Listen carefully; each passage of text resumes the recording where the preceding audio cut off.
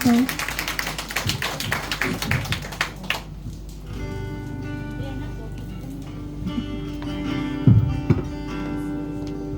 Amen. Kamusta po kayong lahat?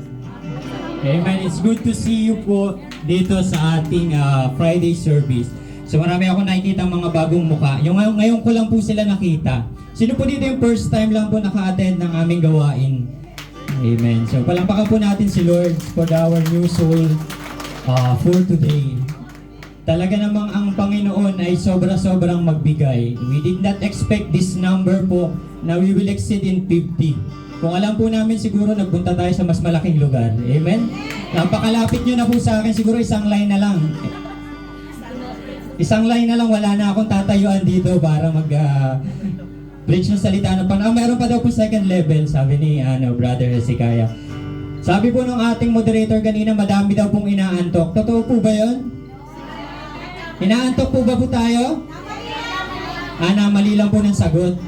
Ayan. Sige po, para po mawala yung antok natin, let's stand in the presence of the Lord. Tumayo po tayong lahat. And let's read a text that we will study today. Amen.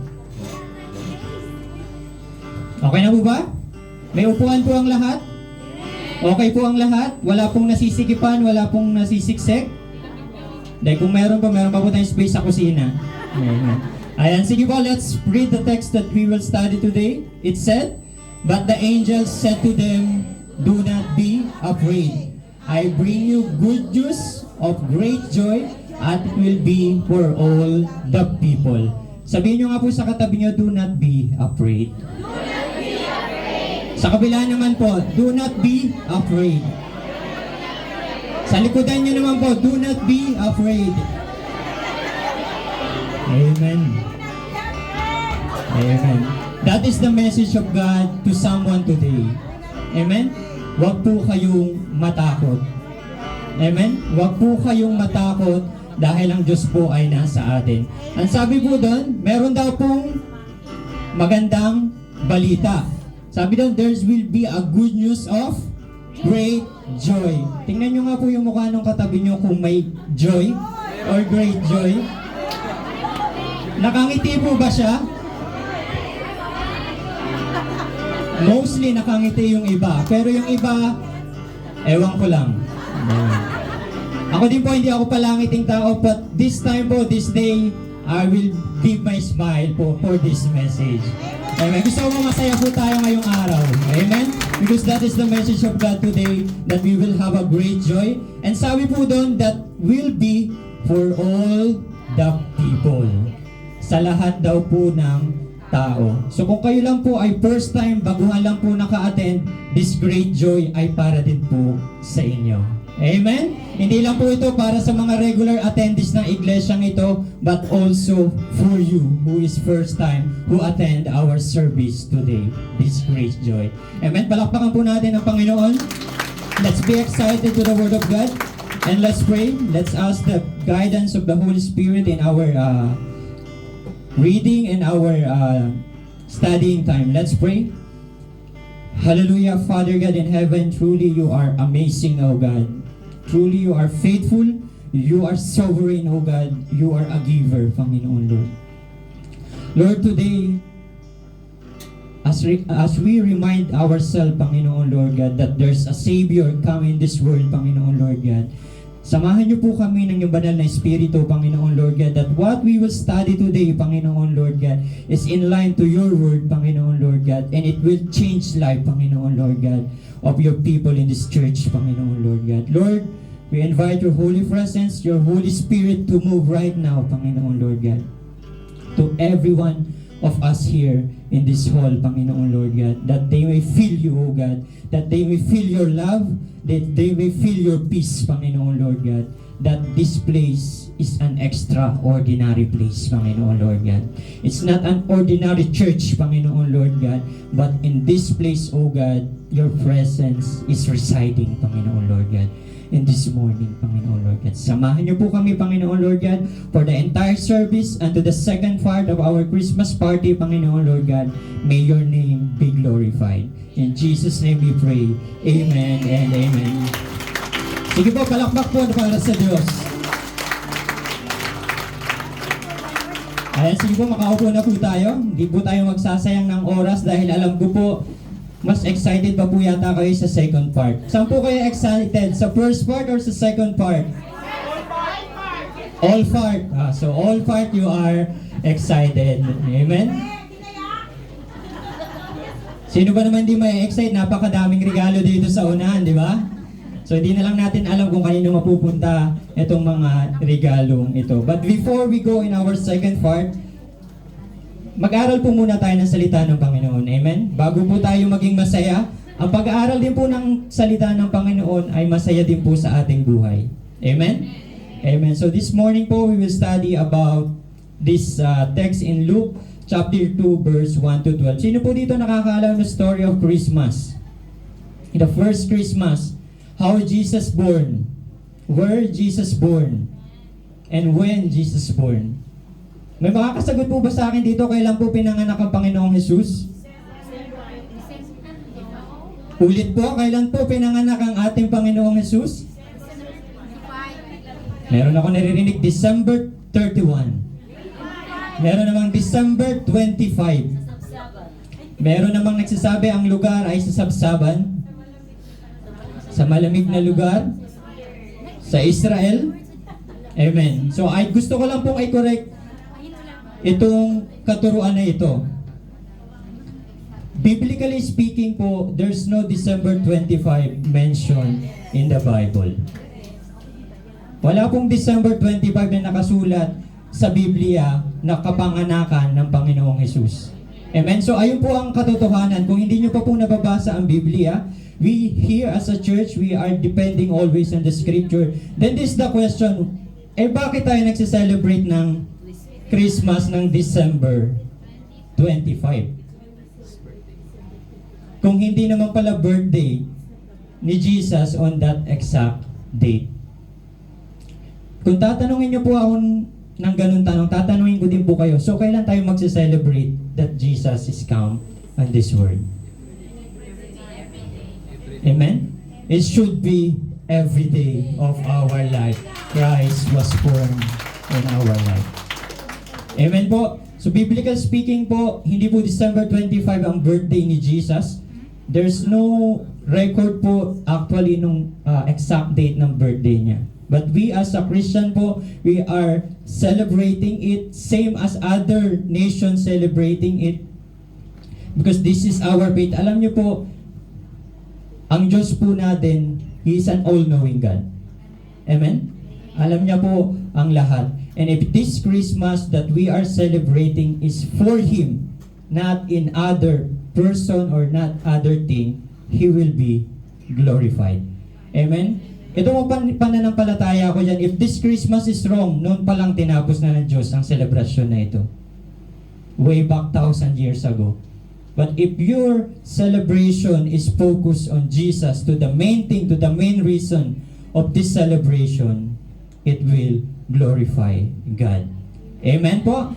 It's a very long story po, kung ikikwento ko sa inyo kung bakit nagkaroon ng Pasko, but we will go on po to our point for today. Kasi alam ko po, our time is shortened today. Mahaba po ang program natin ng Christmas party. So let's go on na po. Lahat po tayo dito, OFW. Amen? How you celebrate Christmas nung December 25? Nasaan po kayo nun? Nasa trabaho ang karamihan. Yung iba daw nasa room. Nasa mall. Nasa kusina. Nag-e-emote daw. Nakakalungkot nga naman, magbubukas ka ng newsfeed mo ng Facebook, makikita mo lahat ng relatives mo, lahat ng mga kamag-anak mo, buo ng araw ng Pasko. Amen? And yung mga pictures, yung makikita mo na lang yung mga anak mo sa picture. Ang ganda ng suot, di ba? Hindi mo mabati ng Merry Christmas. And that is our reality of life right now. Amen? Pero gusto ko pong sabihin sa inyo, kung gano'n nyo man po sinelebrate ang December 25, there's still a reason po for great joy in Christmas. Amen? Wag po kayong malungkot. Kung nung 25 po malungkot kayo, this day po, gusto ko po lahat tayo ay masaya. Amen? Lahat po tayo ay magiging masaya because of our God. Talaga, excited daw po si Nanay Rose, talagang inagahan niya. Baka kakala niya kung sino unang makakasulat ng number, siya yung mabubunot. Pero raffle po yun. Ating pong iraramble yun para lahat ay fair, makakatanggap ng regalo. Amen? So, hopefully po lahat nakasulat doon ha, kasi nandun din po yung number natin for raffles. Kung hindi nyo po nasulat yung name nyo kasi nagmamadali tayo nung pumasok, after our service, you can go there po to write your name. So nung Pasko po, sino naman po ang nakatanggap ng regalo?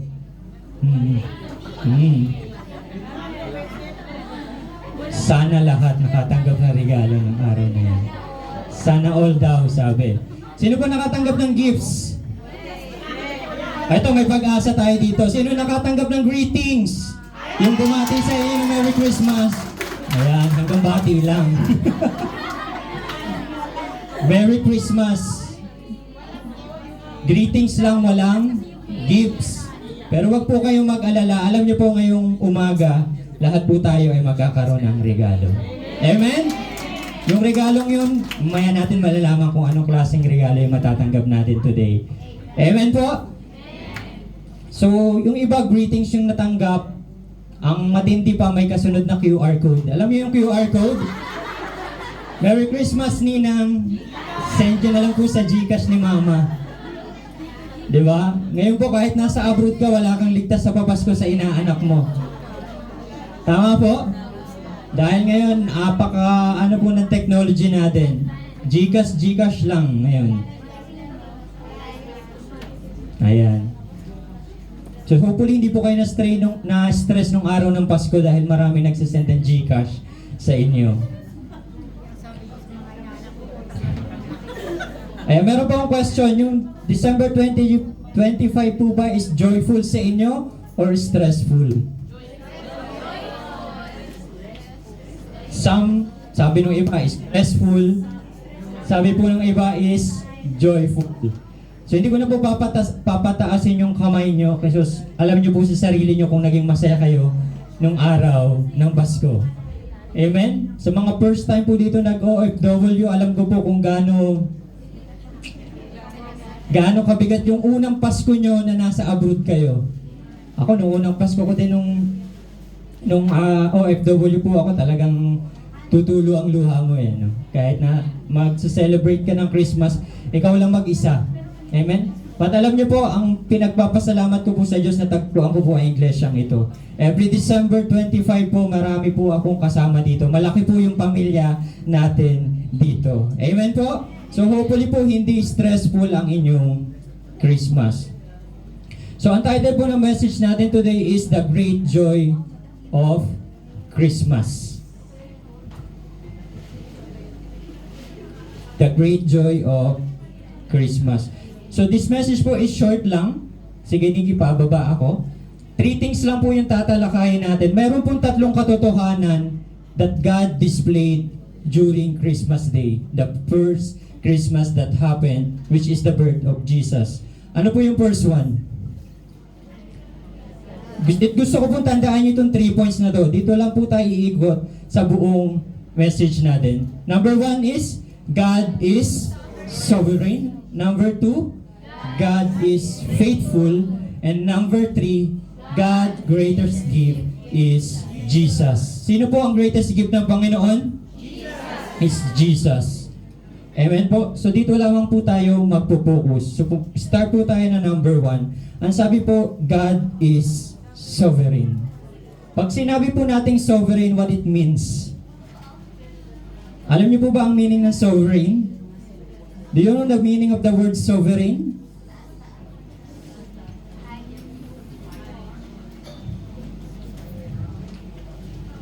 Ang word na sovereign po, the meaning is He is the most high. He is the Lord of heaven and earth.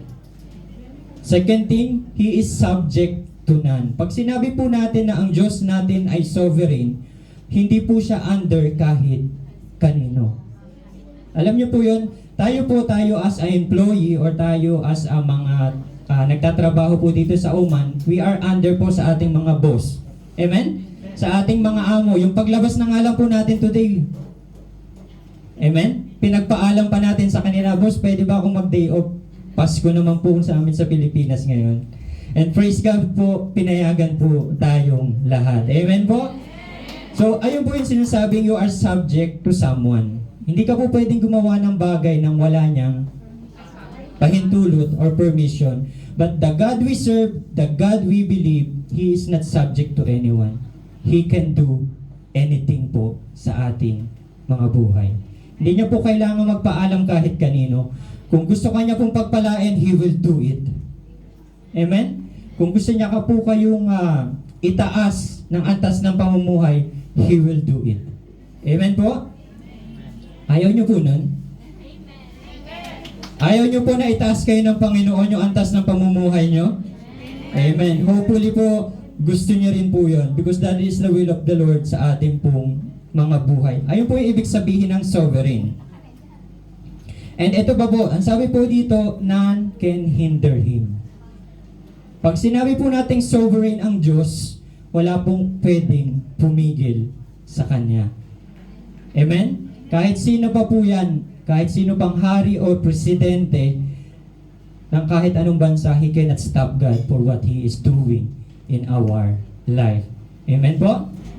Alam po natin, we are here in Oman. Alam po natin kapag ang hari ng Oman ay dumadaan sa kalsada, ano pong ginagawa nila?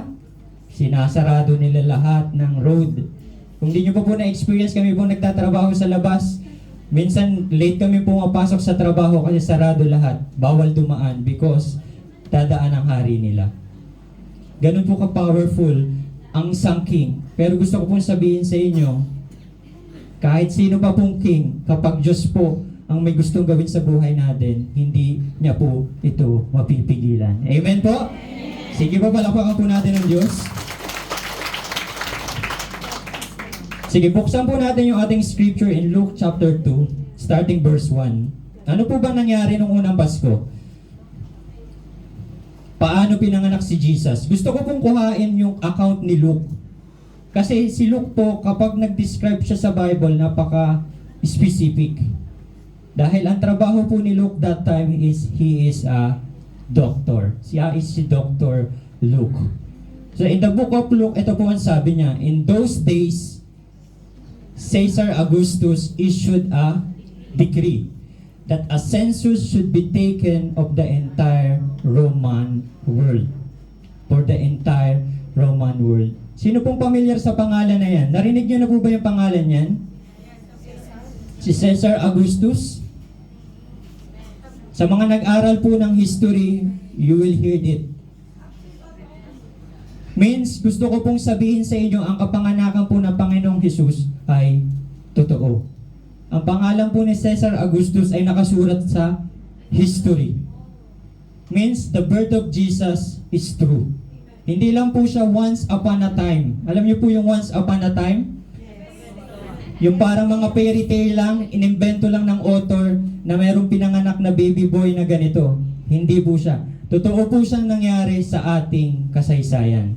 Amen? And this is one of the proof. That time, ang pinaka-king po nun is si Caesar Augustus. Meron pong isang prophecy. Kung narinig yun na po ang prophecy bago dumating si Jesus, let's open our Bible in Micah 5:2. Ano pong sabi ng Micah 5:2? Ang sabi po dito, but you, tandaan niyo po yung word Bethlehem, Ephratat, though you are small among the clans of Judah, out of you will come for me one who will be ruler over Israel, whose origins are from ancient times. Ito po ang prophecy na dapat mangyari, na ang Savior ipangapanganak sa Bethlehem. So may natutunan na po tayo ngayong araw. Saan po ipapanganak dapat ang Savior? Sa Bethlehem. Pero may problema. Ano po yung problema? Balik po tayo sa scripture. Luke 2 verse 2.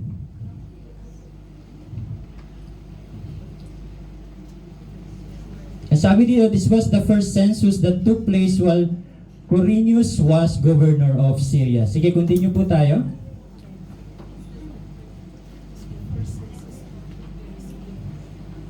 And everyone went to his own town to register. Sige po, continue.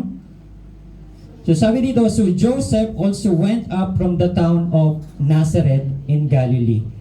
Tinuro po sa atin ni Pastor Anicel last week at ni Pastor Jen din po nung December 24th, yung story ng Pasko.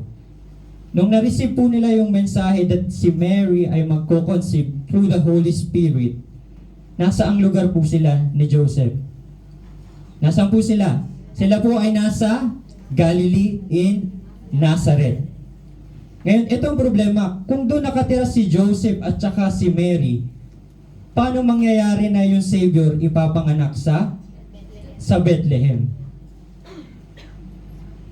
Isipin nyo po yun. And this one, I want you to, lawakan nyo po yung pag-iisip nyo na paano paano mapufulfill yung promise na ang Savior ipapanganak sa Bethlehem. Gayon si Joseph, si Mary, sa nakatira? Sa Nazareth. So parang imposible. Bakit pupunta si Joseph at si Mary sa Bethlehem? And this is one of the reason.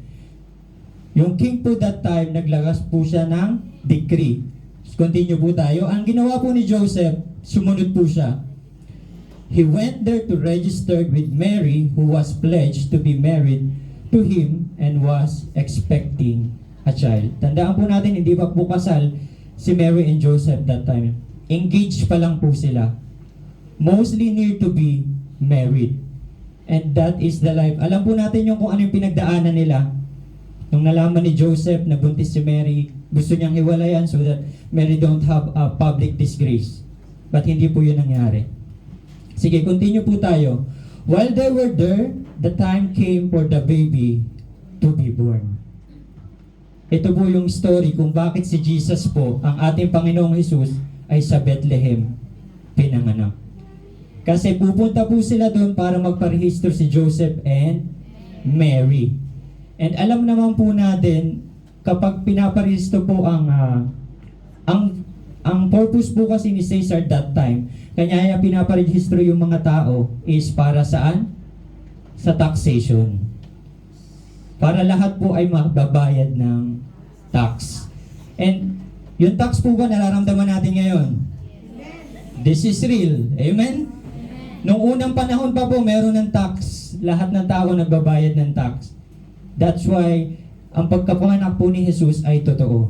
Amen? Yung tax nga po hanggang ngayon nag-e-exist eh. Di po ba? So, totoo po na pinanganak ang ating Panginoong Jesus sa Bethlehem. Amen po? So, that is how God is sovereign. He will fulfill what He promised in any way. Sa kahit ano pong kaparaanan. Palagay niyo po ba nung narinig ni Joseph yung decree, masaya siya or malungkot? Palagay niyo po. Kunwari, naglabas ng decree yung hari natin dito, umuwi kayo lahat sa Pilipinas, i-rehistro yung mga sarili nyo, then bumalik agad kayo. Masaya po kayo o hindi? Kung libre. Paano kung lakad? Lakad papuntang Pilipinas, pupunta kayo? Aba hindi, napakalayo nun. Baka siguro po, it's almost a month bago po kayo makarating sa Pilipinas. Even a year. So same feeling din po yung naramdaman ni Joseph. Kasi kailangan dun siya sa Bethlehem magpa-register dahil galing po siya sa lipi ni David. So yun po yung story ng Christmas. So nung narinig po ni Joseph yung decree na yun, alam niyo po si Joseph, he is a good leader. Naniniwala po kayo? He is a good leader of a family. Sumusunod siya sa Diyos at sumusunod din siya sa batas ng tao. Tayo na nga lang mga Kristiyano, minsan, alam mo yun, batas na lang ng tao, hindi na natin masunod eh. Paano pa kaya yung batas ng Diyos? Amen? Makikita ka dyan sa kalsada, huwag magtapon, pero anong gagawin? Itapon. Sinabing huwag tumawid, tatawid. Kasi mas malapit dun eh. Kaysa mag-bridge ba? Ang hirap kayang umakyat pa ng bridge. Di ba? That is our human nature. Makukulit ang mga tao. Amen? Amen. Ganun tayo kakukulit sa buhay. Amen? Pero si Joseph po hindi. Marunong siyang sumunod. Pero alam niyo, kung i-imagine niyo po yung traveling time nila, imagine niyo na lang po kabuuanan ni Mary. Magta-travel sila papuntang Bethlehem. And alam niyo po kung gaano kalayo ang Bethlehem sa Nazareth? Gaano po yung kalayo? Sabi po, it is 90 miles or 145 kilometer. Sa mga driver po, alam po nila kung gaano kalayo ang distance ng 145 kilometer. Kung dito po sa Oman, ang lugar na pwede po nating medyo malapit na distance is from Muscat to Sharqiya. Sino po dito nakatira sa Sharqiya area? Wala naman po, no? Lagpas po siya ng Bidbid, ng Panja. Lagpas din po siya ng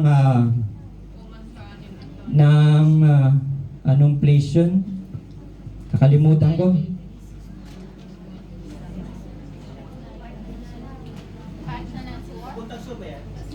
Oo, mostly papuntang sur, pero hindi aabot ng sur. Ayan, mga papunta po dyan. So, ano po siya, ganun kalayo yung lalakbayin ni Mary and Joseph that time. And nang time na po yung walang o-taxi. Amen po? Wala pong taslim, walang o-taxi, wala pong normal taxi. Maglalakad po sila ng ganun kalayo, makakapag-register lang. Kung titingnan po natin yung relationship ni Mary and Joseph, ano yan, kahanga-hanga. Amen? Si Joseph hindi niya iniwanan si Mary. Kasi alam niya kabuwanan niya. Anytime pwedeng manganak. So magkasama silang naglakbay papuntang Bethlehem. And it will take days po bago nila ma-reach ang Bethlehem. At hanggang nakarating na nga po sila, kaya si ating pong Panginoong Jesus ay doon po ipinanganak sa Bethlehem. Napulpil po ba ang pangako ng Diyos? Napulpil po ba ang pangako ng Diyos? Amen. That our Savior will be born in Bethlehem. Minsan po sa buhay natin, marami po tayong mararanasang hindi magandang bagay. Amen? Kung tatanungin ko po kayo how you will stand up your whole year, ano po nangyari sa inyo buong taon? Maaring merong magsasabi sa akin, Pastor, malungkot yung taon ko kasi may nawala sa akin. Ano kaya yun? Pastor, malungkot yung taon ko kasi nalugi yung negosyo namin sa Pilipinas. Pastor, medyo malungkot yung taon na to kasi meron akong goal na hindi ko pa rin nakuha. Some of us experience that. Pero alam niyo po yun, kung titingnan natin yung sitwasyon ni Mary and ni Joseph, hindi din po maganda. Amen? Pero God will make it beautiful in its time. God will make it beautiful in its time. Maaring po sa oras nyo ngayon, hindi maganda yung nangyayari. Pero sa oras po ng Diyos, sa panahon ng Diyos, it will be beautiful. Amen? Tingnan nyo nga po yung katabi nyo kung beautiful. Super beautiful.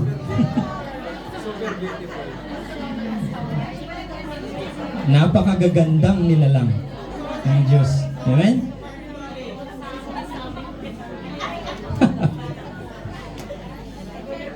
So kahit ano man pong nararanasan natin, tandaan natin that God is sovereign. Kung ano yung plano niya sa buhay natin, it will be happen gaano man kapangit yung nangyayari sa atin ngayon. Amen po ba? That is the hope of Christmas. Ano po yung second point natin? Tapos na po tayo sa first point. Ano po yung first point? God is second point? God is faithful. Ayan, usapang faithful tayo ngayon. Sino mga faithful dito? Anong klaseng faithful po, Pastor? Faithful saan, Pastor? Faithful saan? Where faithful? Where? Usapang faithful tayo dito sa points number 2. Kanina sabi ni Pastor Mitch, yung ating moderator, nagtanong siya, sino na po dito ang nakaranas na may nangako sa inyo? O, natawa si Si ate. Sino po dito nakaranas na may nangako sa kanila?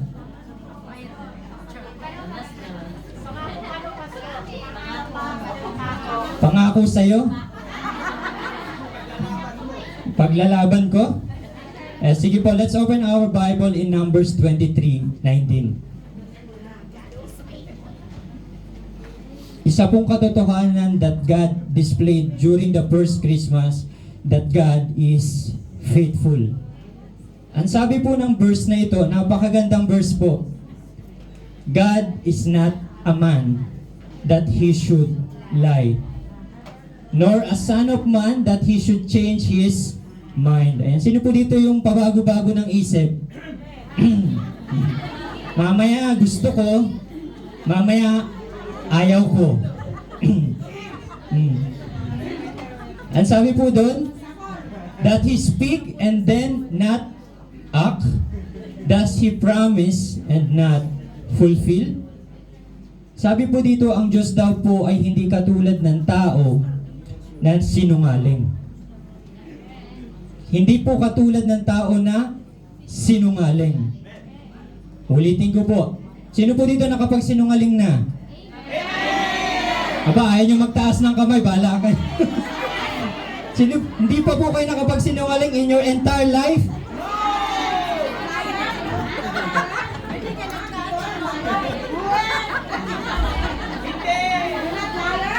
Talaga po ha? Ako po nakapagsinungaling na po ako, kaya ako nakataas yung kamay ko. Amen? Lahat po tayo dito, naranasan na natin magsinungaling. Amen? Either it's for good or for bad. Sabi nga nung iba, meron daw tinatawag na white lies. Amen? Pero it's still a lie. And sabi dito, that should change his mind. Ayan. Tandaan niyo po ba yung mga taong nangako sa inyo? Nagbago po ba yung isip niya ngayon? Ayaw niyo na pong alalahanin, ano? Alam niyo po, kapag ang pangako ay na pako o it is broken, masakit po yun. Amen? Bakit? Kasi umasa ka. Kasi naniwala ka. Amen? Pero gusto ko pong sabihin sa inyo na kapag ang Diyos po ang nangako sa inyo, surely 100% it will be fulfilled. Amen po? Surely 100% it will be fulfilled. Papatunayan ko po yan sa inyo through this scripture. Totoo po kapag nangako ang Diyos. Amen?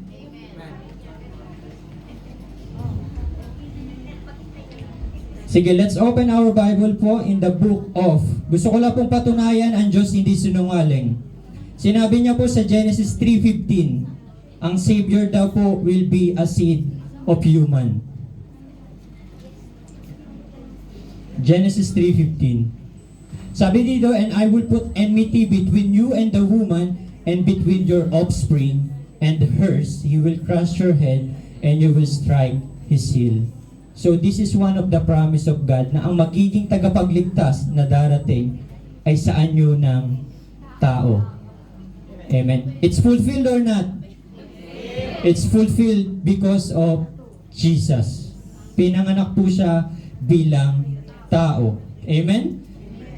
Second proof po na hindi po sinungaling ang Diyos. Messiah will be from the family of David. 2 Samuel 7:12-13.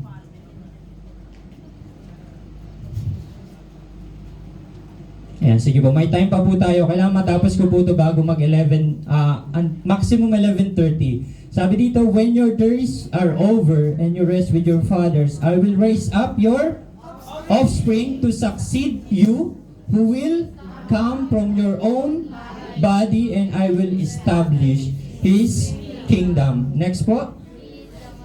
Ito po ang pagkaka-describe. He is the one who will build a house for my name, and I will establish the throne of his kingdom forever. Isang kingdom lang po ang mananatili na pang walang hanggan, which is the kingdom of Jesus, which is the kingdom of God. Kaya naniniwala po ako, hindi ibang king ang dinidescribe dito, but this is the kingdom of God. Kasi daw po, it will be established forever. Sino po dito may forever? Wala daw po.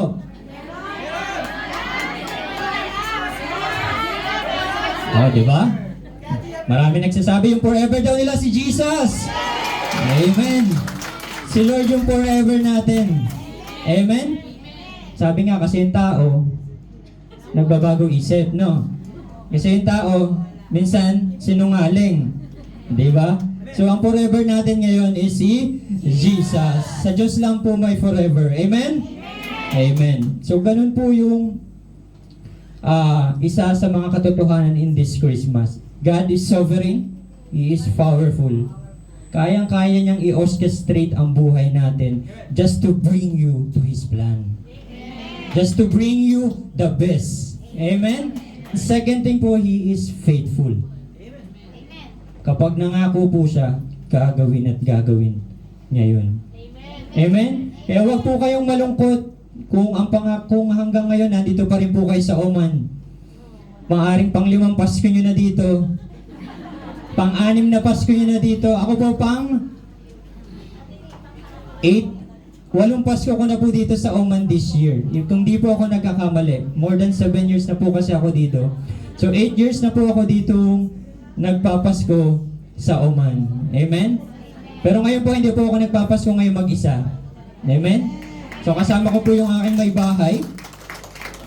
Along with our coming baby, his daughter. So babae po yung aming magiging anak. And,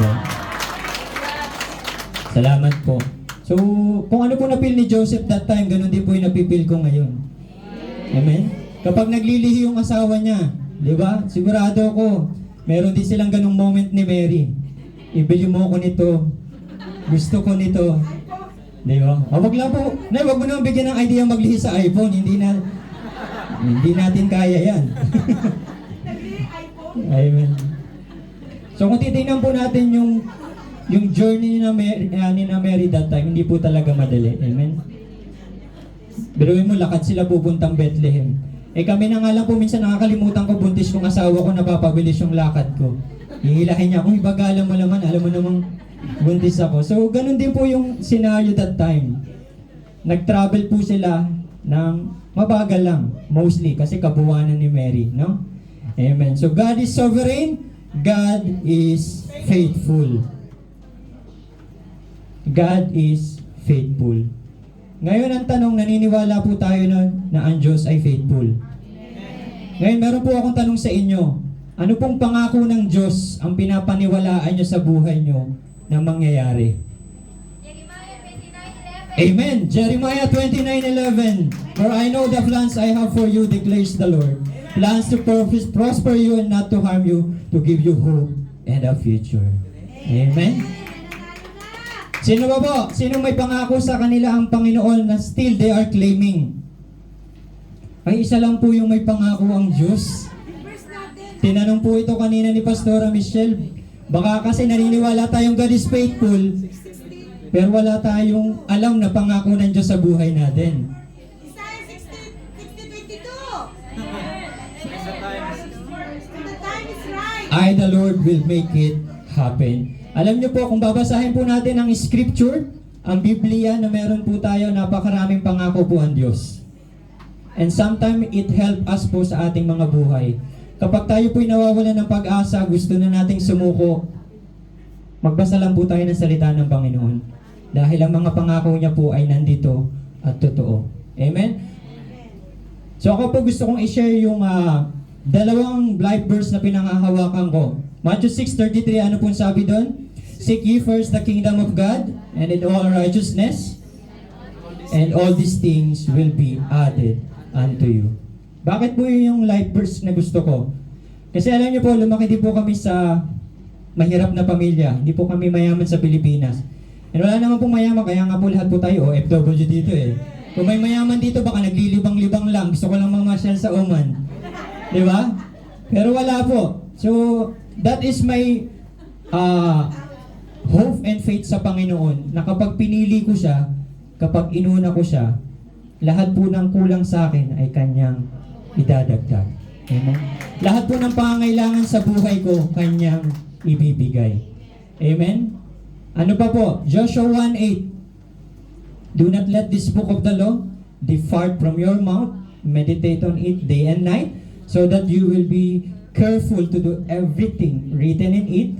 And ano daw po mangyayari sa buhay ko or sa buhay natin? You will be prosperous and successful. Ayan po yung mga example ng pangako ng Diyos sa atin.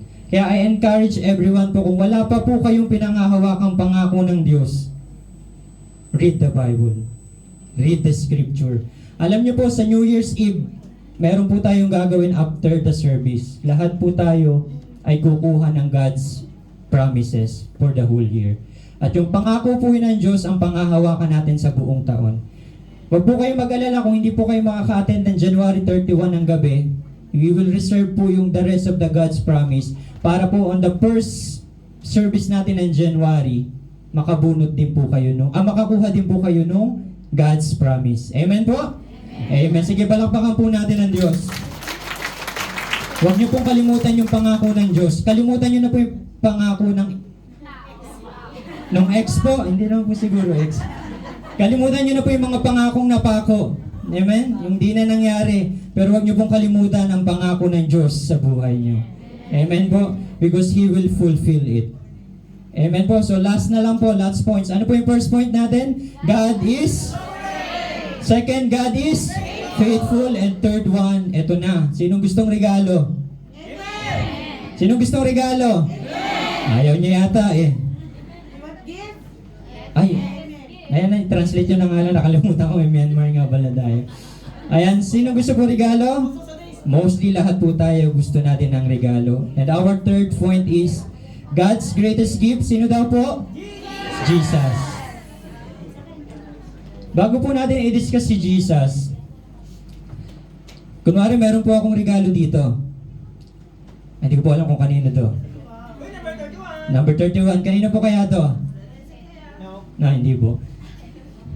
So, kung meron po akong regalo dito, gusto ko po siyang ibigay kay Brother JR. Bro, ano lang to? Illustration lang, bumukuha. May number to, mamaya mag-aaway yung mga yun, nawala yung isa. Ayan, binigay ko po kay Brother JR. Ngayon, kung binigay ko po siya kay Brother JR, palagay nyo, ano yung mas maa-appreciate niyang matanggap?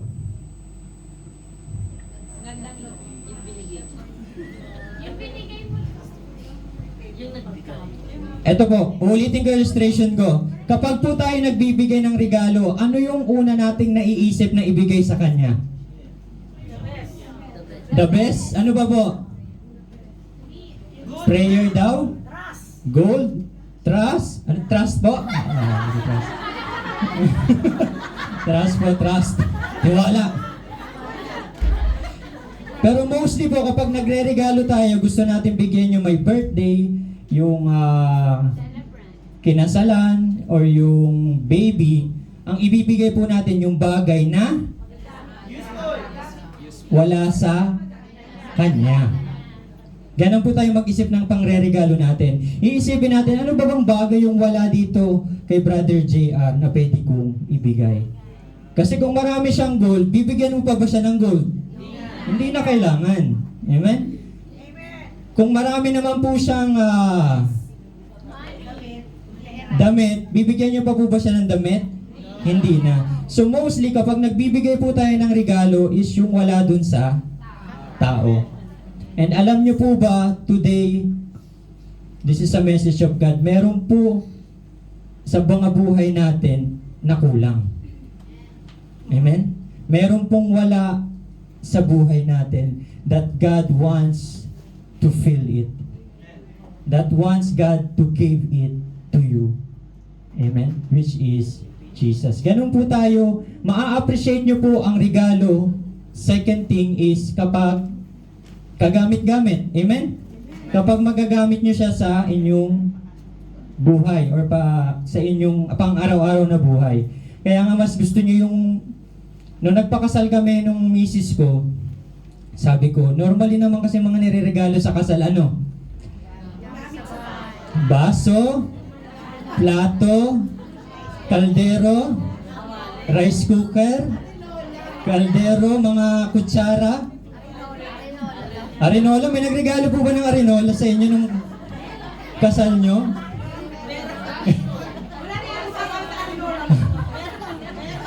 So normally po pag wedding, ayan yung mga binibigay. Pinakamalaking matatanggap nyo siguro, ang ganda, ang laki ng box. Kala mo kung ano, Durabox pala. Orocan, di ba? But we are all thankful sa lahat ng gifts po na natatanggap natin. Pero sometimes po, hindi nyo kailangan, hindi nyo magagamit. Kasi po nung nagpakasal po kami nung wife ko, ang initial plan namin, we will be married in the Philippines. Then after our marriage, dilipat po kami sa Oman. Kaya po kami bumalik dito. So kung tatanggapin po namin lahat ng gifts na yon, ay baka po nilalanggam na siya sa Pilipinas. Kumbaga sa taguan, hindi po siya useful, hindi magagamit. Kaya sa invitation po namin, nilagay po namin yung monetary gift na lang po sana na mas magiging gamit sa amin. So ganun din po ang gustong ibigay ng Diyos sa inyo. It is useful for you. Amen po? Okay, let's open our text. Last text na po natin itong bubuksan. Luke chapter 2, 10 to 11. Kikilalanin po natin yung regalong yun na mas malalim. Ang sabi po dito, this is our main verse na binasa. But the angel said to them, do not be afraid. I bring good news of great joy that will be all the people. 11. Today in the town of David, a Savior has been born to you. He is the Christ, the Lord. Sino daw po si Jesus? Tatlo pong pangalan yung nagpakilala sa kanya. First one, He is a Savior. Second thing, He is the Christ. And third one, He is the Lord. And that is the gift of God to us. 3 in 1.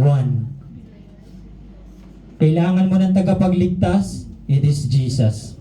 You need Christ in your life, it is Jesus. You need Lord, it is Jesus. Ganun po tayo ka-bless na meron tayong Jesus sa ating mga buhay. He is all in one. Amen po? He is all in one. Pag sinabi po nating Savior, ano pong ibig sabihin?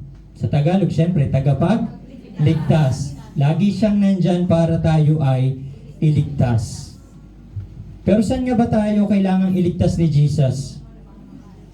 Kapag wala ng real yung bulsa natin? Or kapag kumakalampag na yung bigasan ng ating mga anak sa Pilipinas? Meron po ka narinig doon, Jesus need to save us in our sin. Jesus need to save us in our sin. Pag sinabi pong nating Savior, He is a rescuer. Pag sinabi naman po nating Christ, He is the Messiah, the chosen one, the Son of God. And ito po yung pangatlo. Ano po daw ang ating Panginoong Jesus? He is our Lord. Pag sinabi po nating Lord, Panginoon, means dapat mas mataas siya sa ating buhay. Sa ating mga kagustuhan. Alam niyo po nung Old Testament, yung mga tawag din po ng mga amo po nila sa mga bahay is Lord. Pero dito po sa Lord na to, it's a different one. Jesus described as Lord as equal na pagkaka-describe nila sa Old Testament kay Yahweh. So dito po pinapakita ang divinity ng Panginoong Jesus. And this is one of the truth. Ang ating pong Panginoong Jesus ay Diyos. Do you agree on that? Malinaw po ba sa atin yon? Nung pinanganak po siya, two nature He has. Ano po yung dalawang nature na meron siya? Human nature and divine nature. Hindi po 50-50, 50 God, 50 human, but 100% man and 100% God. That is our truth na pinapaniwalaan po natin based in the scripture. So we are, excuse me lang po we have our Savior, we have our Christ, and we have our Lord. Gusto ko pong, I want to end up on this po. Alam niyo po, ma-appreciate lang natin ang Pasko kapag nalaman natin kung para saan nga ba ang pagdating ng Panginoong Jesus. Amen? Kaya sabi ko nga po sa inyo, ma-appreciate nyo ang regalo kapag naintindihan natin kung saan natin siya gagamitin at kung yung regalo na yun wala sa atin. Alam niyo po ba ang Panginoong Jesus, hindi po siya basta pinanganak for nothing, but He has a purpose. Tayo pong mga tao ay may problema. Ano pong sabi ng Romans 3:23? For all have sinned and fall short for the glory of God. Lahat daw po tayo ay nagkasala. Sino po dito walang kasalanan? Sino po dito walang kasalanan? Sino po dito yung may kasalanan? O yung maraming kasalanan? Napaka-aanes. Maraming kasalanan. Kaya po tayo nasa iglesia. Kaya po tayo ay nasa church. That's why we need Jesus, because we are sinners. Sabi nga po nung ating senior pastor dito, kung lahat daw po tayo ay hindi na nagkakasala, isarado na natin ang iglesia. Amen? But we are still sinning. That's why we are coming closer to God. Alam niyo po yan, kapag tayo po ay nagkasala, dapat ang punta natin palapit sa Diyos. Hindi palayo. Tandaan niyo po yan. Kapag tayo po ay nagkasala, ang punta dapat natin sa kayang magpatawad ng kasalanan mo. Hindi dun sa mga taong, alam niyo yun, mas ilulugmok ka pa sa kasalanan. Amen? So tandaan po natin, if we have sinned, we commit sin, ang puntahan po natin ng Diyos. Huwag ang ibang tao. Amen? Dahil Diyos lamang po makakapagpatawad ng kasalanan. Amen po? Huwag niyo po akong lapitan, Pastor, ipag-pray mo nga ako, nagkasala ako na mag-ano. Hindi ganun. Go direct to God, forgive, repent, and baguhin po natin yung way of living natin. Amen?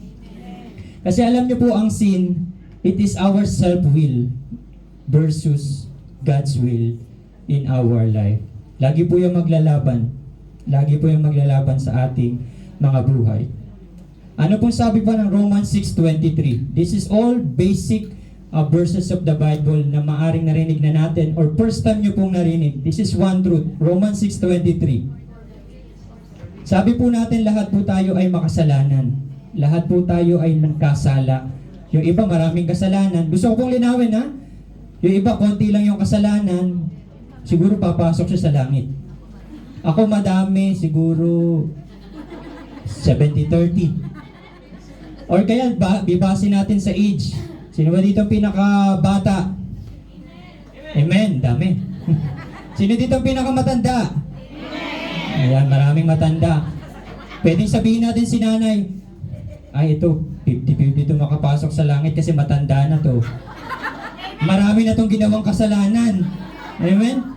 Pero dito tayo kay, sino bang bata? Dito tayo kay Jezreel. Kay Saki. Hindi, kay Jezreel na lang. Ay, bata pa si Jezreel, mga 30 years old lang. So, siguro yung count ng kasalanan niya, konti lang. So, papasok siguro to sa langit. Hindi po ganun ang standard ng Panginoon. Whatever age you are, if you are sin, you are sin. White lies mo po yan, or bad lies man po yung ginawa nyo, still it is a sin. At ang kasalanan po ay merong kabayaran, may kapalit. Ano po sabi ng 6:23? For the wages of sin is death, but the gift of God is eternal life in Christ Jesus, our Lord. Ang kabayaran daw po pala ng kasalanan ay kamatayan. Pastor, lahat naman tayo mamamatay eh. Tama, hindi? Lahat naman tayo ay mamamatay. Una-una lang. Sino po dito ang gusto pumunta ng heaven? Taas po ang kamay. Amen. Sino po gusto mauna? Wala. Pero marami pa akong plano. Di mo ba? Lahat tayo gusto natin pumuntang heaven pero walang gustong umuna. Not now daw po. So ang tinutukoy po ditong kamatayan is not our physical death but your spiritual death. Kapag tayo po ay namatay, lilisanin natin ang mundong ito, hindi po doon natatapos ang buhay natin. We have a second life, we have an eternal life. But the question is, saang eternal life ka pupunta? It's eternal life in heaven or eternal life in hell. Dalawa lang pong lugar ang dinescribe ng Biblia na pupuntahan ng tao after death. It's either heaven or hell. Wala pong 50-50. Alam niyo po yun, yung 50-50, siguro, dito ka muna, wait natin ang signal ni Lord kung sa hell ka or sa heaven ka. Hindi po ganon. Once you left your physical body, alam na po natin kung saan tayo pupunta. Amen po? It's either hell or heaven. Pero may pag-asa. Ang sabi ng verse, kung lahat tayo mamamatay, magkakaranas tayo ng spiritual death pagkahiwalay sa Diyos, there's a hope. Hindi natapos yung verse na lahat tayo ay mamamatay. Ang sabi doon, meron daw pong regalo ang Diyos. Ano daw po yung regalo ng Panginoon? Eternal life through Jesus. So ngayon pong umaga, sino pong gustong tumanggap ng napakagandang regalo na yun? Hopefully po lahat tayo gusto nating tanggapin ang ating Panginoong Jesus as a gift. Amen? Ito po ang problema kasi ng humanity or nating lahat. Kahit ano pong gawin natin sa buhay natin, mag-donate man po tayo ng 1,000,000 sa iglesia or 1 linggo kang hindi lumabas sa inyong kwarto para hindi magkasala, that is not enough. All are fall short for the glory of God. Hindi po natin kayang iligtas yung ating sarili. Amen? Wala po tayong kakayahan sino man iligtas yung ating sarili. That's why we need a Savior. And dyan nyo lang po ma-appreciate ang regalo ng Diyos sa inyo kapag naintindihan nyo yung katotohanan na yon. Na ako, kahit anong gawin ko sa buhay na to, hindi ako makaka-enter ng heaven. Or else, iba yung pupuntahan ko kung hindi ko tatanggapin ang Panginoong Jesus. So this Christmas po, bago po tayo ma-stress, bago po tayo lahat maging masaya, hopefully po maintindihan natin bakit niya binigay ang Panginoong Jesus. Dahil tayo pong mga tao ay may problema. Hindi po natin kayang iligtas ang ating sarili. That's why we need a Savior in our life. And tandaan po natin, Jesus is coming soon. Malapit na pong bumalik ang ating Panginoong Jesus. And in His second coming, hindi na po siya yung Savior. Ano na pong role niya pagbalik niya? He will be a judge. Means in His first coming, binigyan niya na lahat ng chance ng mga tao. You will believe me or not. You will have faith in me or not. But in His second coming, He will be a judge. Hahatulan niya po lahat ng ginagawa na natin. Ginagawa natin dito sa mundo. And that is a truth of life po. Hindi ko po kayo tinatakot, parang bigla po kayong nalungkot. Pero katotohanan po yun, nababalik po ang ating Panginoong Jesus. Hindi po siya sinungaling, hindi po sinungaling ang Diyos. Kung yung Pasko nga po, yung birth ni Christ nga, lahat tinupad niya. From details of place, from details of lineage. Yung pangako niya na babalik siya, it will happen. But no one knows. But soon, it will be happen. So dapat po tayo lahat ay handa. Amen? Lahat po tayo dapat ay may Jesus sa puso at sa ating mga buhay. Amen po? Amen. Sige po. Tayo na po tayong lahat. Natanggap niyo na po ba yung regalo ng Diyos ngayon sa inyo ngayong umaga? Amen. Malinaw po yun, that is Jesus.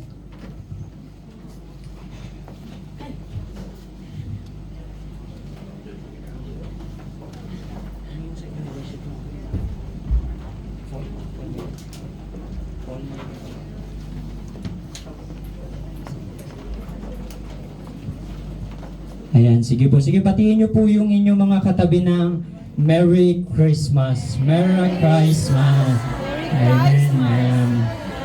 Huwag na po kayong malungkot kung walang bumati sa inyo ng Pasko. Lahat po